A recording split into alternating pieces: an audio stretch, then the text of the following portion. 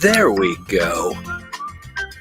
Not sure exactly what the technical glitch was, but Restream sorted it all out. Friends, can you hear me?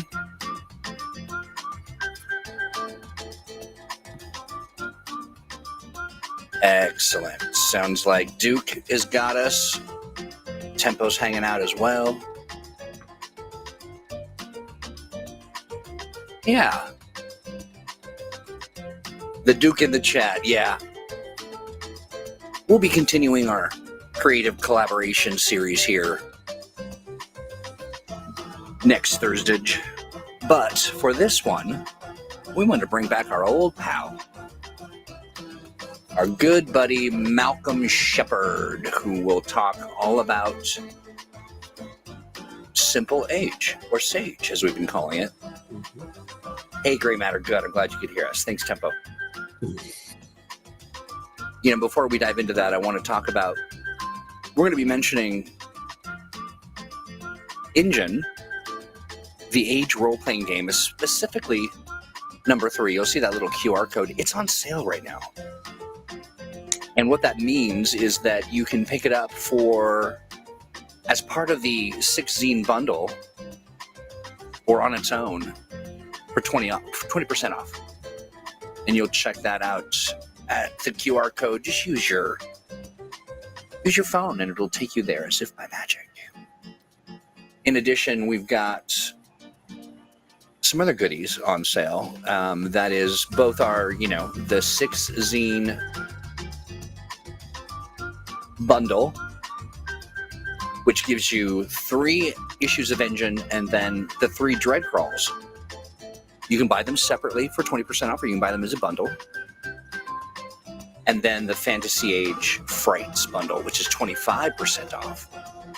That gives you the core rule book as a book, the PDF, and then Cthulhu Mythos. We've got Lairs, Bestiary, and the Campaign Builder's Guide in that bundle, 25% off. But for today, we have this guy. Hey, buddy. Hello. Well, thank you for joining us today. You know, we've just published a Ronin Roundtable over there on our blog at greenronin.com. And that's right. You talk about a Simple Age. Yes. So, as some of you may know, and if you don't know, you should know, we have this magazine that we do occasionally. Whenever I can, whenever I can find the time to put it together. We have this magazine called Engine, which supports every age game. And in our most recent issue, which was number 3, it was a special double-sized issue, and it is indeed in that bundle and for sale right now. We debuted a streamlined version of the Age system called Sage, as well as 4 settings for it, all packed in to a little magazine format. And that was a ton of fun. And looking at that, and also looking at what some of our sort of role-playing game design needs as a company will be as things go on. I consulted with the bosses, and we decided to proceed with working on a standalone version of the Sage rules, right? And that is, it's not going to be more complicated, but it is going to have more options. And in fact, this is kind of one of the major things that we're doing with it, is we're adding a lot more things. So one of those things, for example, are rules for ancestries, so that you can run fantasy and science fiction games with, weird characters, So if you want to be an elf or a dwarf, or one of the examples that's going to be in the book is a Rycat from Blue Rose, right? And in fact, when I started prototyping some of the stuff here, one of the first things I did is I attempted to adapt Blue Rose ancestries. And the basis of that research is sort of how we ended up doing Ancestries in Sage, which is you have a number of traits where you build your own and so on and so forth. So, but I don't want to get too far into it. Yeah. But the main thing is our goal is to create a game that is flexible and can be used for a whole bunch of things, and which you can decide which rules you're using and which version of the game you're using with something, the ideal that we're aiming for, as simple as us including a form in the game where you just check off what you're using, right? And the idea is that we talk about it in that you have Sage, you have a role-playing game, but you also have builds of Sage, right? So you might have a build of Sage where people have a lot more fortune because you want to do cinematic action. Or you might have a build of Sage that has more detailed investigation rules, right? Or you might have a build of Sage that does powers one way and then another that does them a different way, right? So the idea is that, you know, we provide all of the system tools you need to create a streamlined role-playing game. You know, and you can certainly run it just by picking it up. It is that simple, but we also want to provide sort of design toys for game masters and players to kind of fool around with. So that's the basics, right? In terms of personal design goals, one of the things I'm thinking of is the kind of game where, you know, Frodo and Aragorn can hang out side by side. Right. And it's meaningful. Because, you know, okay, so if we look at, for example, I'm sorry, Troy, I know you have more to say. No. I'm just saying, no, please Right. continue. But if please if we look at the Lord of the Rings, right? I mean, the Lord of the Rings has a character party that is very difficult to do in a traditional fantasy role-playing game. Because on one hand, you have Aragorn, who, you know, is a ranger who's secretly a king, who belongs to, you know, mighty lineage of humans who are related to elves and da da da. And then you have Frodo, who is a wealthy farmer from the Shire who's 3 feet tall. And that's what he's got. Right. Frodo, you know. So how do we run a combat with Aragorn and Frodo? Like, Yeah. how do we do that? And the notion that came to me is that we can have these characters operate together, but on entirely different premises. And that is part of the way Sage is designed. Because you can come up with your own abilities and your own bonds, it means that you can have a character who interacts with the game in an entirely narrative fashion, right? Like, you can give them abilities, you know, related to hope and morale and things like that. And, come on, Duke. It's just a ring of invisibility. Right? Yeah. And you can have powerful relationship bonds, right, that support other characters. So you can be Frodo and you can be just as effective as Aragorn, because Aragorn, you know, is going to be a character done in a much more traditional fantasy role-playing games. Yeah. Right. You know, Frodo, you know, Aragorn is going to have a ranger ability, right? And, you know, some kingly stuff and all of that stuff, right? He is going to be a badass in, you know, the traditional RPG sense, right? But I think with Sage, you can kind of run Frodo, and, you know, Frodo in the narrative is not powerful in the usual sense, but, you know, we know that Frodo can hang with Aragorn. Like, Frodo and Sam can dare Mordor by themselves, right? Right. So obviously there's something they're drawing upon, right? And because Sage is very flexible about how we define abilities and bonds, we can do that together. And in fact, we have the option of even redefining target numbers so that different characters have different criteria, right? And for whether something is hard or not, right? And that is something that was originally designed in the Modern Age Mastery Guide that we sort of imported. Anyway, that's a lot of talk. Well, no, it's great. And it's all good stuff that people are really interested in hearing more about. And one of the things that I wanted to sort of call out is Tempo mentions, it caught that in the recent article you wrote, that Blue Rose was an inspiration for Ancestries. But there are other elements of the adventure game engine and other titles too that kind of contribute, right? Certainly, a lot of this is taking a lot of our design elements in that we've done through multiple Age games, and getting rid of some of the elements that come from like traditional fantasy role playing and traditional assumptions about gaming. Not all of them, but a bunch of it, and kind of seeing what's left and seeing how we can implement this in a smooth way, right? Yeah. So certainly there is a powers chapter, right?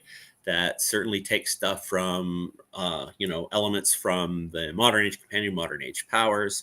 The rules for Ancestries, I kind of field tested them with Blue Rose, because Blue Rose has a lot of setting dependent stuff in particular, and some weirdness with the animals. So it was sort of like, can I make this system work, right? But the system itself is inspired by work that we originally did for Threefold and later in Modern Age Powers, where we took Ancestries and basically we broke them down into a bunch of qualities that you can take, and you decide what the narrative relationship is between you and those qualities, right? So if your character is an elf, right, I don't really care what traits they take. There are some traits that are associated with elves, and you would be encouraged to take those, and that typical elf might have them, but maybe you don't have them. Maybe you have different traits. Maybe you look like an elf, but you have ancestral memories of human or dwarf or orc, foreparents that whisper into you and give you entirely different characteristics. The idea is that you can belong to an ancestry, but it's not something that restricts you. Yeah. And it isn't weird to have multiple ancestries. And this is a pet peeve of mine for people to, exoticize mixed backgrounds for people, or treat them as unusual or weird, or even less than, or less than, and I certainly don't want to jump into all of the aspects of that, because that's such a big topic, right? And I can't claim to, and it's not the kind of thing I can claim to have fixed in a game mechanical sense, because that is a problem with civilization, and I can't fix that. No. But the idea is to provide those tools for you.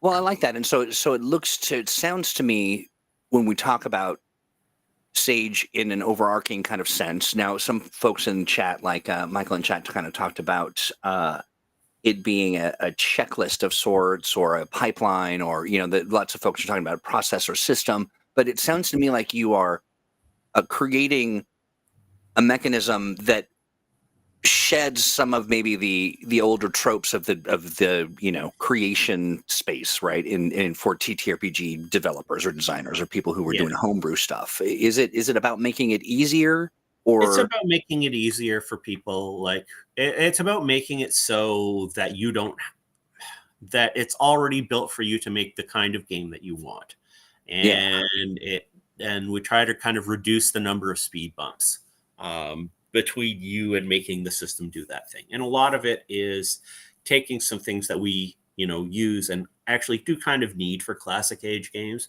and getting rid of them. Like, for example, weapon familiarity, proficiency, whatever. That is a thing in Fantasy Age, right? It's a thing in Fantasy Age. And the reason it's a thing in Fantasy Age is that we have loose classes, but we do have classes, and classes are part of the Fantasy Age vibe, right? And the traditional view of classes is part of the Fantasy Age vibe, right? So we have it for Fantasy Age, but we don't have it for this, right? Just as we don't have it for Modern Age, right? Yeah. And that doesn't mean that, like, there's some underlying multiversal physics of age that is inconsistent. It's just that we have a function that we want to do with this thing in one context that we don't want to do in another game. Yeah. Yeah. And that's why age isn't really like a universal system, but more like a set of ideas that coalesce into different games in a kind of consistent fashion, but Yeah. sometimes we'll add or subtract things or make things different. And the idea is you can see the gears here more, right? Yeah. You can Yeah. see the parts, and we label the parts. We label the parts where you have to have one of these parts. That's an option, right? So, you have a couple of different ways you can do abilities in the game, right? With fixed abilities or freeform abilities or combinations of them. But your characters have to have abilities, right? Yeah. And it's similar for a number of things, right? If you have characters with powers, we have multiple options for powers, from something called simple sorcery, which is only like, it just takes half a page to describe and you go for it. Or you can do something with more detailed powers and, building your own spells and things like that. Or we have a more detailed freeform on the fly system, right? So we have like basically 3 ways to do weird powers, right? And you pick one of them. Or maybe you pick 2 or 3 of them if you decide you want to have different kinds of powers kind of in the game. So those are our options, right? Although those particular options, I guess, would also be classified as extensions. Extensions are things that we don't need to make the game operate, right? Okay. But maybe we want to play with them. And powers are kind of like that, though we have options within the powers, right? But an example of an extension is tracking ammunition, right? Like, there are some rules for tracking ammunition, but we don't care if you do that. It's not necessary to track ammunition to make this game work, right?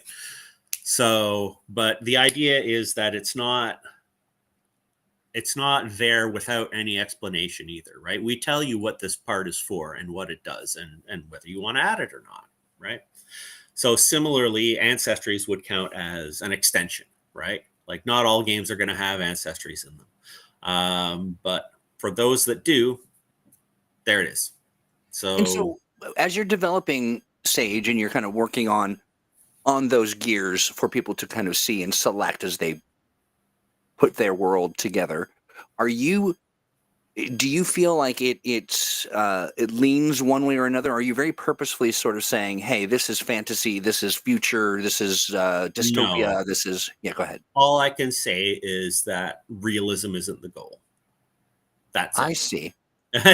Right? Because one of the core ideas that we've taken from other age games is fortune. But we've taken fortune and we've kind of expanded what it means a little bit. In its conception, in The Expanse and in Cthulhu Awakens, it's sort of replacing like the traditional health idea of meat points with dramatic convenience, right? Yeah. You're spending fortune to reflect the fact that, you're a main character, you don't get killed. Right? Yeah. Unless you don't show up for the session like that medic. People know the story, right? Yeah. They must know the story. Anyway, where was I? Yes. So in Sage, we've expanded fortune to be general dramatic privilege and plot immunity, right? And that also means that you can have combats that, or what we call conflicts that aren't physical, but can still take you down, right? So, you can have a verbal fight or you can have a physical fight, and each of them can erode fortune, right? Because Right. fortune is just how much dramatic privilege do I have, right?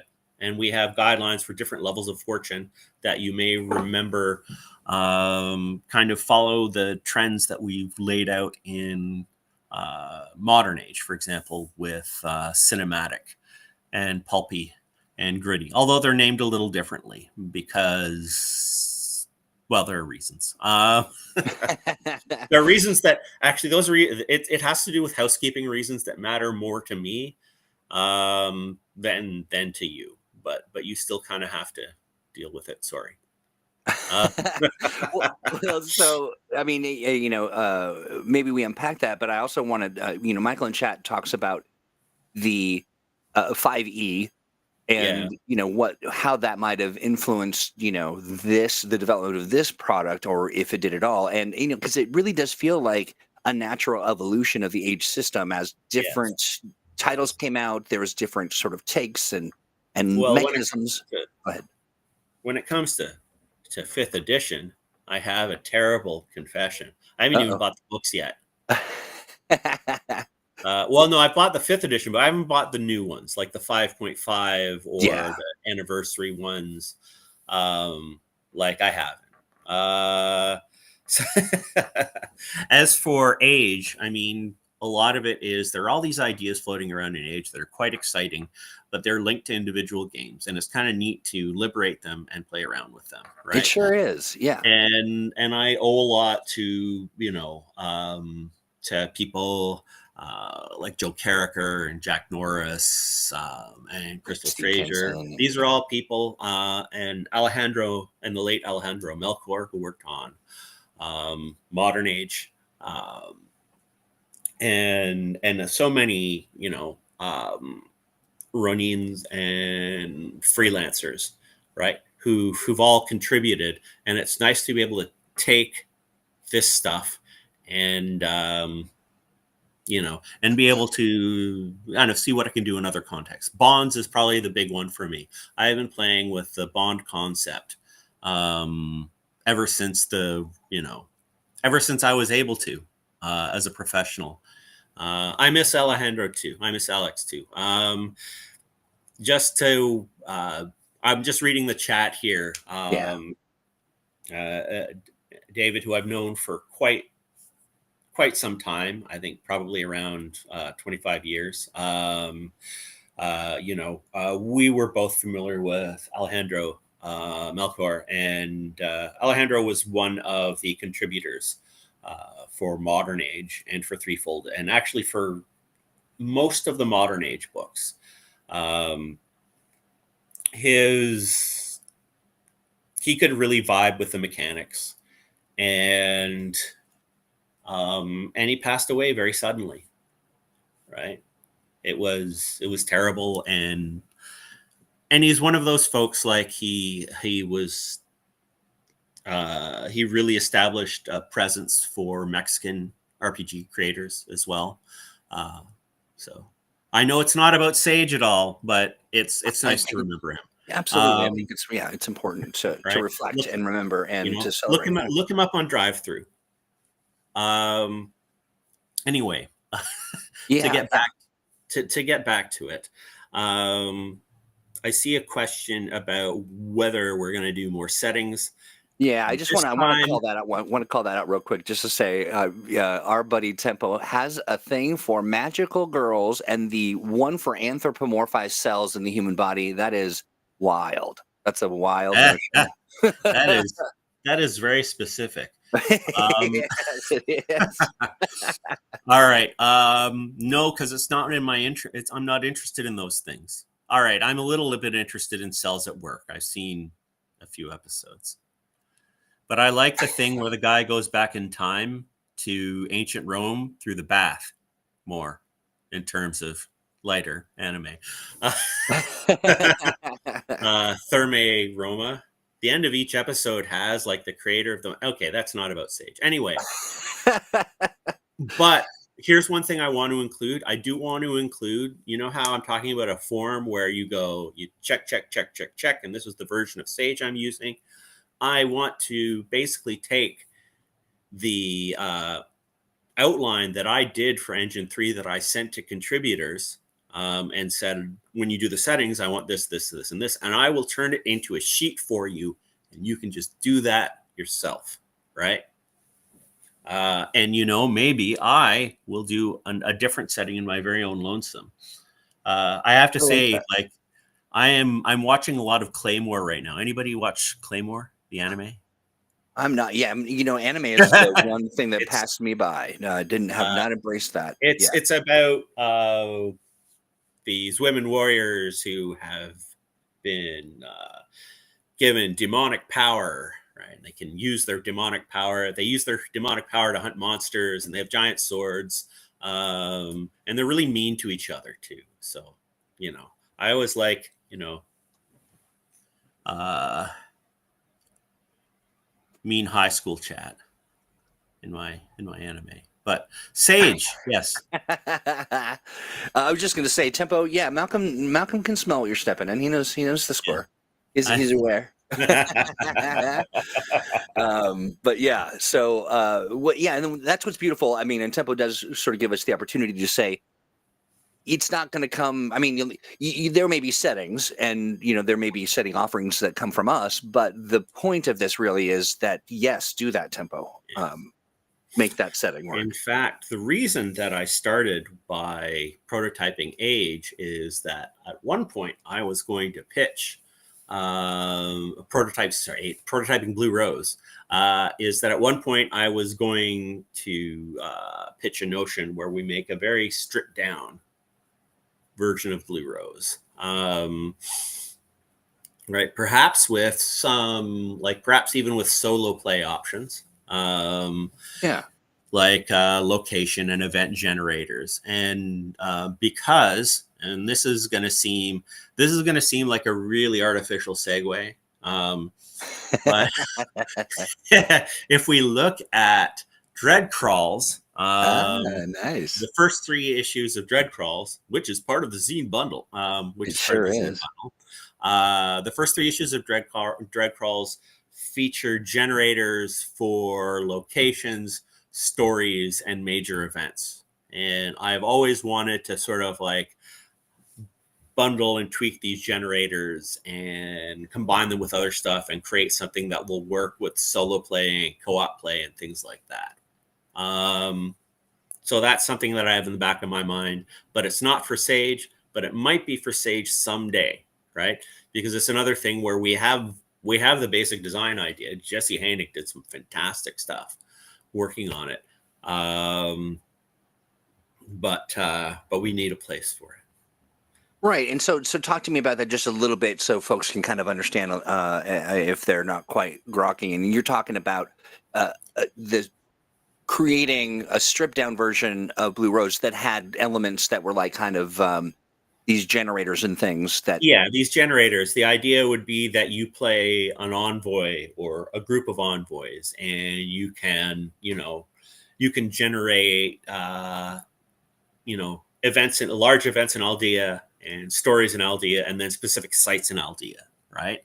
And then we would, combine that with, some kind of guidance for challenges. There's actually a fellow that we interviewed for Engine number 2, Mark Caron, who was very inspiring as far as that goes. For solo play, you mean? For solo play, because they have a very methodological approach to solo play. And if you go over to the Age RPG's Facebook group, that's where Mark likes to sort of talk about their current projects, and they're kind of doing, I think, low-level modern age supers right now. So that was very inspiring, and I'm thinking I would love to do a game that is tailor-made for that, and I'm kind of hoping that I can find some way to do that with Sage eventually. But I have a lot of ideas. Yeah, no, I like that. I really do, and I think that there's something really interesting about creating mechanisms and sort of facilitating play in ways that are unique and fun and feel like you're experiencing something as opposed to just sort of playing fantasy. Yeah. Now, since I do all the Blue Rose ancestries adapted in a personal document, at some point I will share that with everyone. So nice. If you want to just take Sage, full Sage when it comes out, you can just take that and take this thing that I will share with you and start running and make it happen in the setting, right, yourself. So that's all there. And plus, of course, one of the great things is that because it shares a language with classic Age games, you can bolt on whatever pieces of classic Age games you like Well, I like that. Yeah. Right, and we'll have that as well. Okay, before we jump in, I want to talk about licensing real quick. But before we do that, I wanted to. So, can I look forward to, as a consumer, a sort of onboarding that sort of like, here's how you may want to use this sort of approach within the Sage documentation, or an Yeah. additional? Yeah, go ahead. Yeah, I'm trying to go for a more conversational tone, right? Yeah. Like, this is this, and this is why we do this, and you can do this, and you can do this, and this is good, and this is bad, and this is why, right? So it's very like, for instance, bonds in Sage do something different than bonds in classic Age games. In classic Age games, they normally get you can normally spend them for bonus stunt points, right? When you succeed. But in Sage, for reasons, you get either a stunt point and a point of fortune, or you get 2 points of fortune. And, in the section writing about that, I said, like, you can do one or the other, but you can't split your points to do both, because that would be really annoying. Right. And that's why, right? Yeah. Like, no GM wants you to go, well, I'm going to, spend 3 points, and 2 of those points are just going to be for 2 points of fortune, but the last one is going to be 1 point of fortune, one stuff. Like, shut up. Right. I don't want to deal with it. So the rules say that the GM doesn't have to deal with it. I like that. Right? Now, I mean, I could be technical about it and go that, like, the labor doesn't justify the reward, right? Right. And that's something I try to be careful about, is like, I think one thing game designers need to do is kind of look at the number of steps and cognitive work they make people do. Yeah. Right. Because if you have to add this, and add this and subtract that, like, the more you can streamline that, the better. And it's not because you want to make the game dumb. It's because the fiction is the goal. Like, it's the playing of it that outputs fiction is what we want to do. And while engaging in the process is fun, like, ultimately we want to produce something out of it, right? Right. That's I think you're absolutely right. And I think it is long the lament of several kinds of players who are like, can we just get to the fun of this? Like, we've done our session 0, we've done our character creation, we've done our world building. Like, can I just get in there? Oh, I hate session 0, man. Yeah, I mean, you should just have session 1. I think you should just get awkward, throw together some dumbass character, and just get started. I think so. Stop caring about whether you have the perfect character, or anything like that. You'll just figure it out. I think that's true. I think it's true. But I do want to say, just before anybody gets their, a B in their bassinet, that we talk about the fact that there is the session 0 is also the space to kind of establish our norms and to say these are topics and things that we don't touch on. Just the safety tools. You should talk, you should talk about that. At the same absolutely. time, but I'm with you though. At the same time, though, I think people get a little like once we get to the point where there's a long conversation, it starts to get a little strange. And I kind of agree with you. Yeah. And I think one of the things, and this is something, again, talking to you straight, the introduction says this game assumes that everybody's participating in good faith, and you should try and participate in good faith. Yeah. Right. Yep. So, that is not taking the place of, minding your own interests. It shouldn't mean that it's harder to enforce, enforce your preferences. But, right. Just, I think it's important to establish a basic sense of assuming good faith and making an effort to act in good faith for the entertainment of others, right? I agree. So this is not a game where, Jesse Hainig once called the type of behavior Nuremberg defense players. Yeah. Right? Because I was only doing what my character would do. Right. Yeah. That's the RPG excuse, right? Yeah. And it doesn't matter. Your character is pretend. Yeah. It's a pretend person. It's you. It is really you. That's right. I I know there's a whole apparatus of LARP theory that talks about player character separation as strict and inhabiting another world occupied your character. It's you. It is you. Yeah. It's you. There's, immersion is a great technical tool that makes things, more real, and we can have creative goals about, making things more realistic, but that is still a artistic choice and a pretense, and it's something that just it doesn't necessarily pass without being challenged, and it That's is true. secondary to the goal of creating a worthwhile experience And for what we're everyone. talking about is this is a game that you're getting together with friends or acquaintances or people to enjoy. And sometimes that may be intensity of emotion of one kind or another, but ultimately it's a game that should Yeah. be fun. Yeah. That's what we're doing, having fun. Yeah.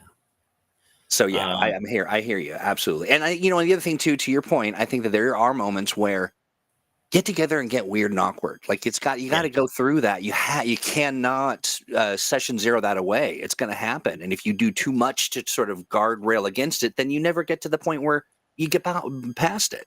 I find that sometimes what you do end up with, and not all the time, but certainly sometimes, is you end up with situations where, the discussion about limits ends up being more upsetting, right? Yeah. Because those kinds of discussions also bring forth difficult things. So, Right.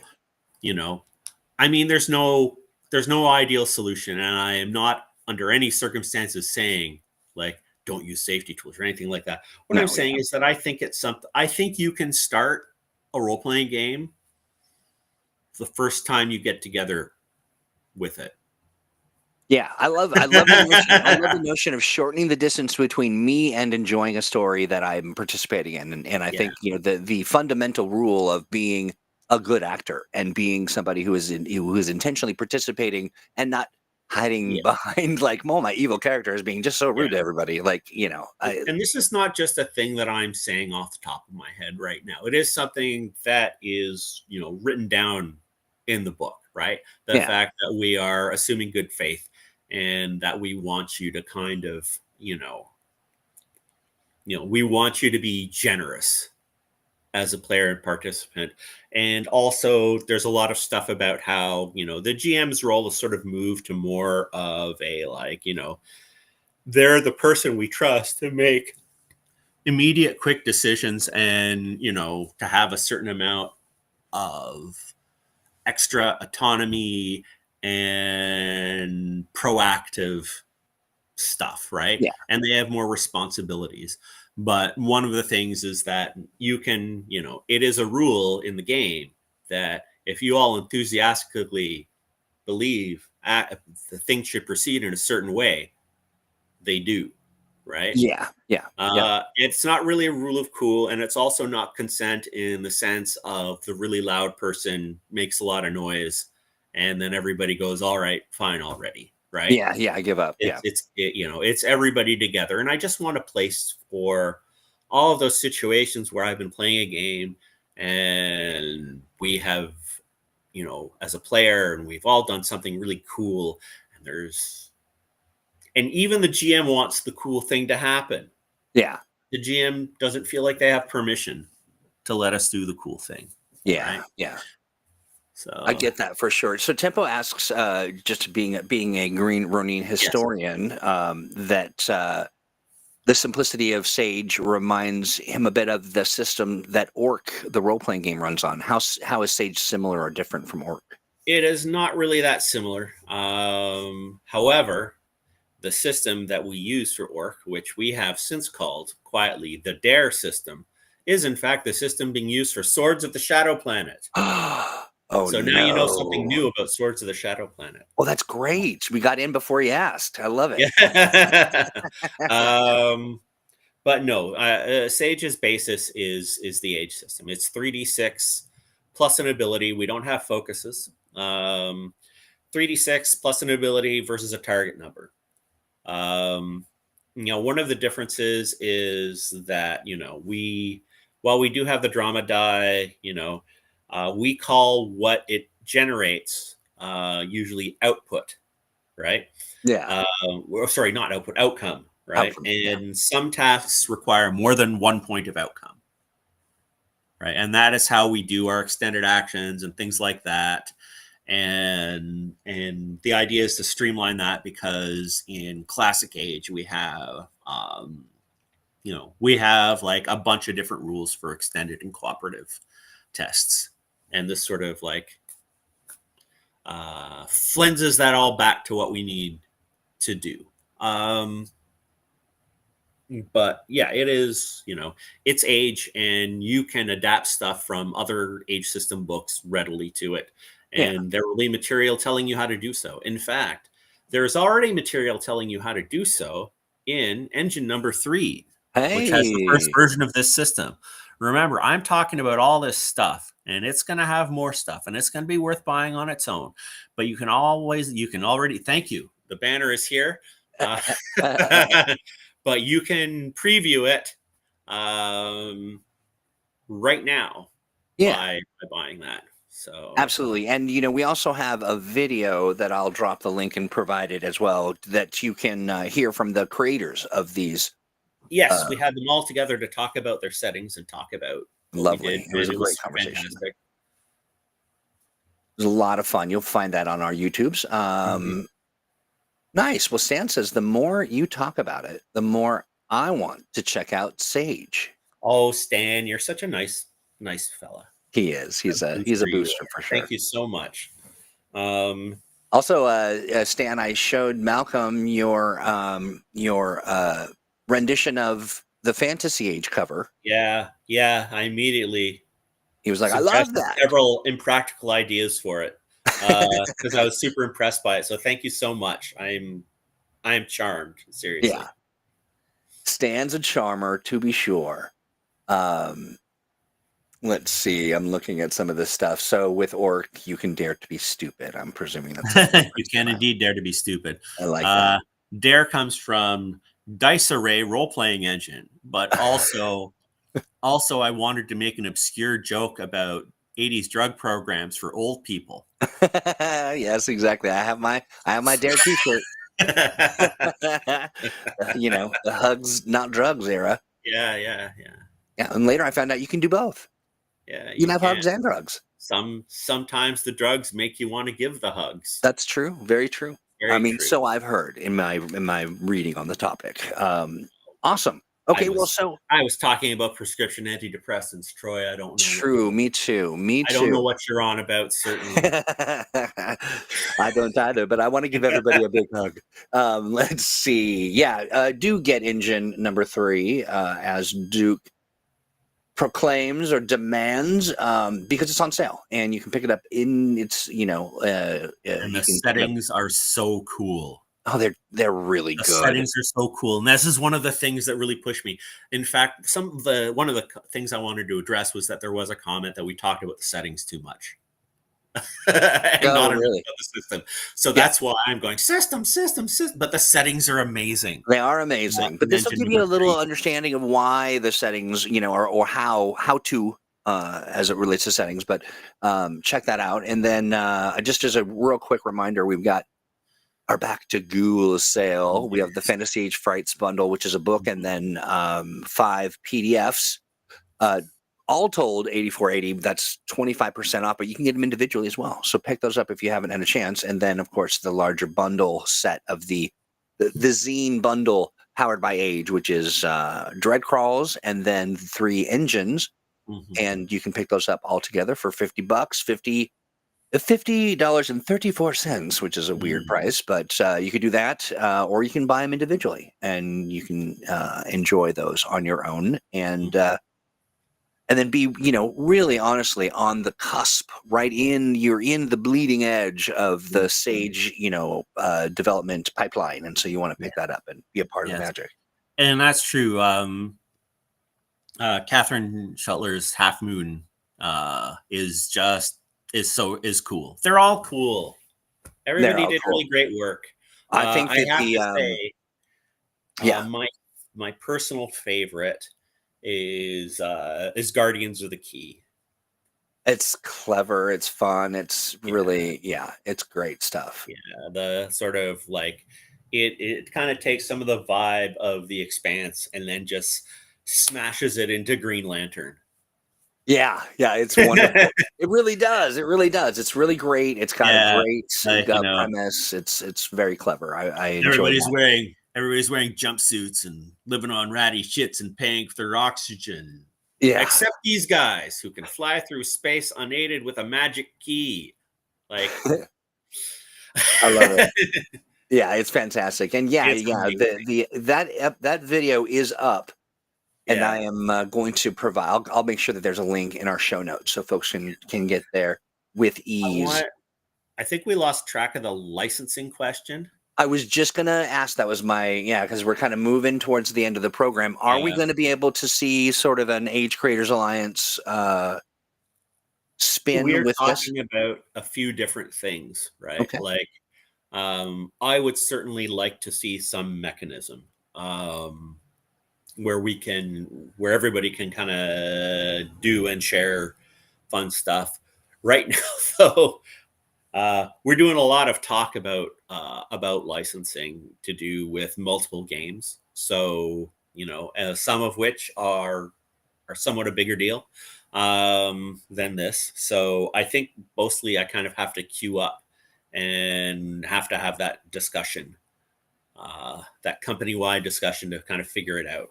Okay, So we gotcha. don't know yet, but our intentions are good.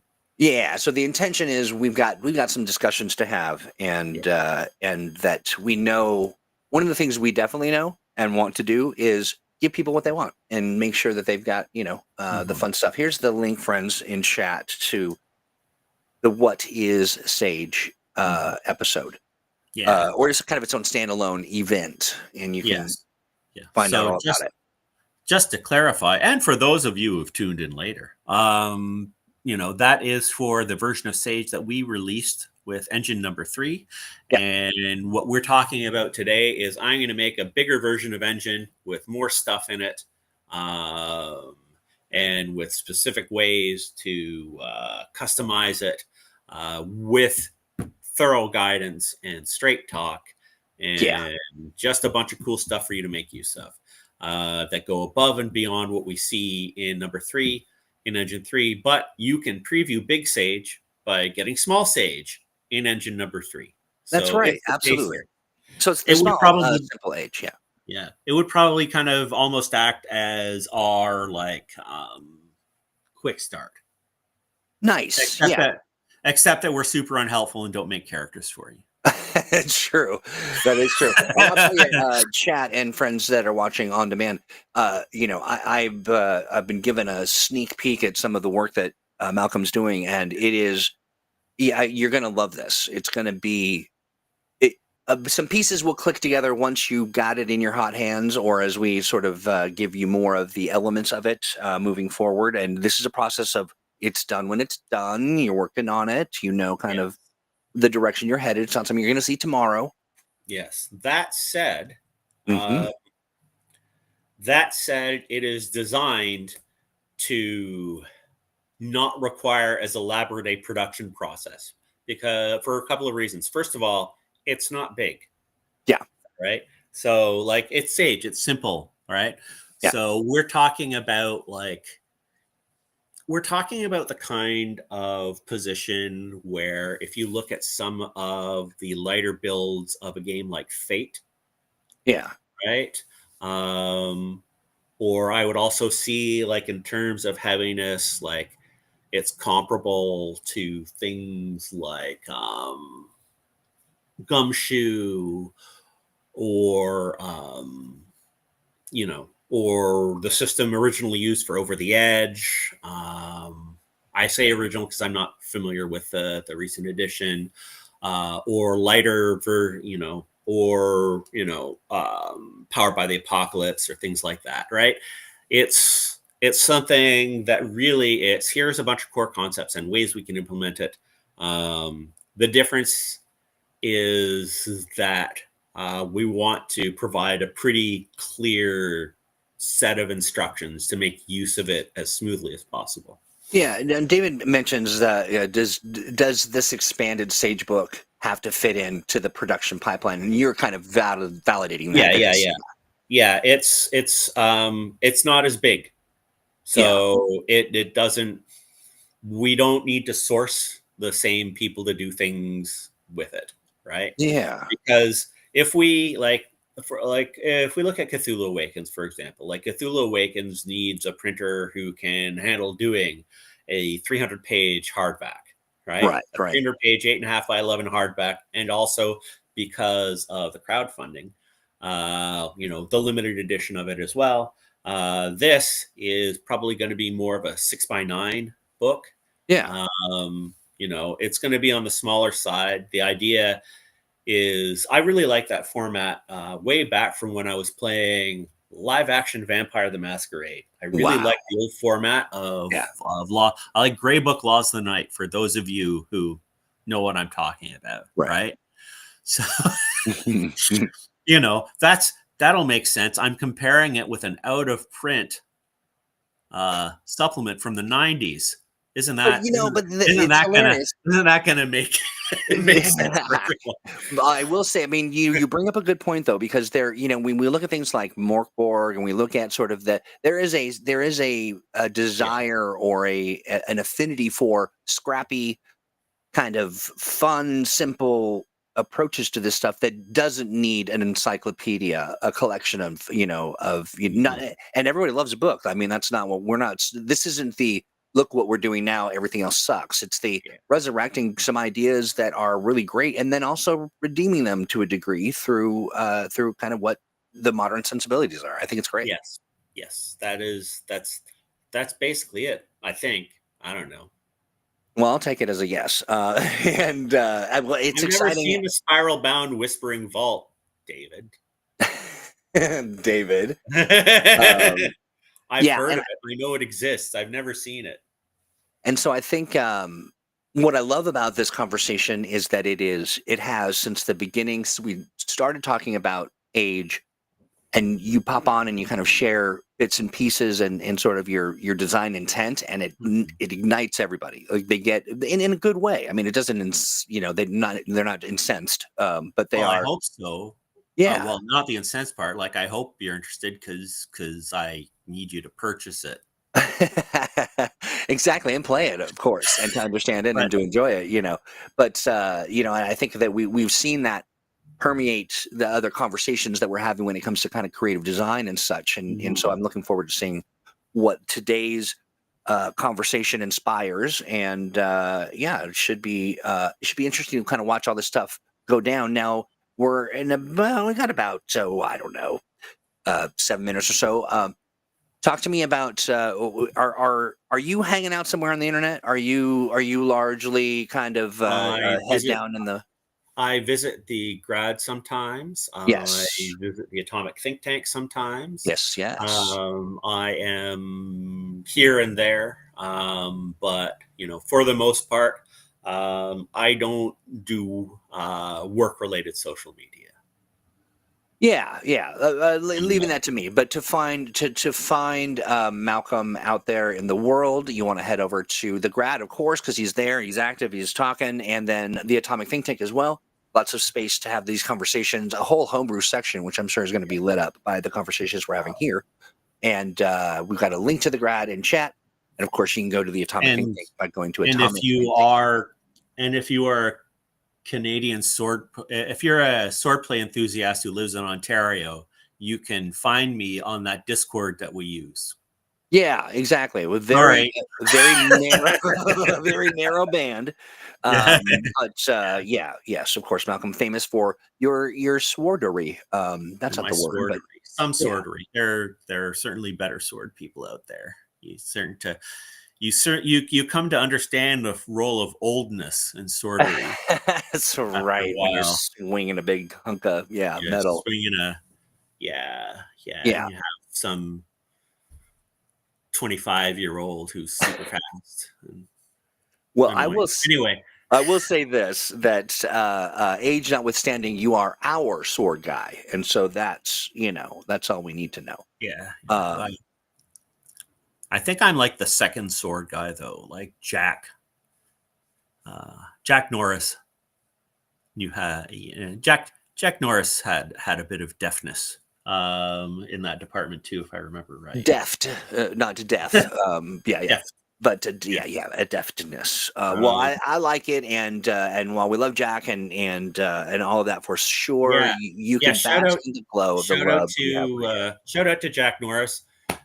He just did this cool anthropomorphic mercenary kind of science fiction kind of game, and I wish I remembered what it was right this second because it looked really cool when I saw it. And also shout out to the people of Erie. You know who you are. So I will tell you, friends, this man is so slippery when you try to pin a compliment on him that he is bringing up strangers in Erie and anybody to kind of obfuscate our fondness for you, and that's just impossible to do because we do appreciate you. So, well, Troy, the work is generally for me its own reward. That is, and the financial compensation.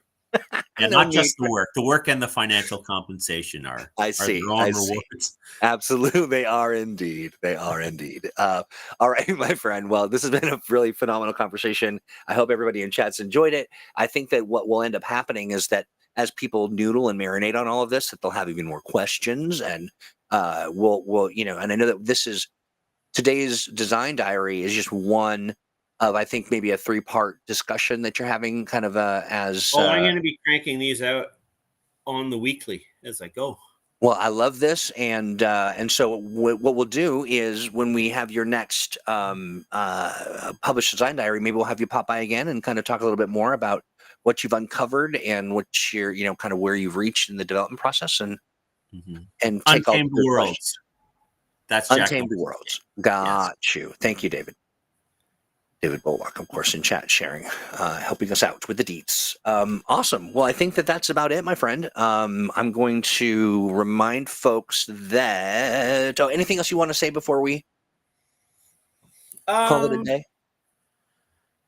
Not really. I mean, it just it's very cool to be working on this, and I have an embarrassment of riches in prior AGE material to pull from. So thanks to everybody who's contributed to that over the course of 20 and a chunk.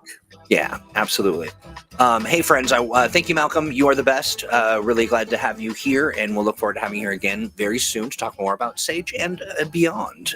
So we'll catch you there soon. Okay, so tonight in just about, I would say an hour, we have office hours with me, and basically every Thursday we get to this ragtag group of people together, and we talk about everything. And really, the notion behind office hours is that you get to come and hang out, and maybe you've got an idea for a live stream, and maybe you've been working on a project, or maybe you're waiting for me to give you something that I've forgotten, or you want to just have a great discussion with a group of very cool people. Everybody's welcome. Come as you are. Hang out. Lurkers are welcome as well. You don't have to, sort of announce yourself, but really friendly group, really a lot of fun. And I'll tell you, we have some really significantly interesting, moving, and also fun conversations. It has been a real delight over the past, I want to say 6 months or so, hosting this event. And so that will be going on today. To get there, go to atomicthinktank.com, look for the events. Now, when you head to the Atomic Think Tank, you will see a little indicator that says live. Click on that space, which you'll find on the left side. It'll be in the events section, and click the Zoom link, and you'll be connected. That's in about an hour-ish. I like to be able to have a little dinner and take a little brain break, but then we get together. We have a lot of fun. And if you want to announce your presence with authority, like Staniel, you are more than welcome.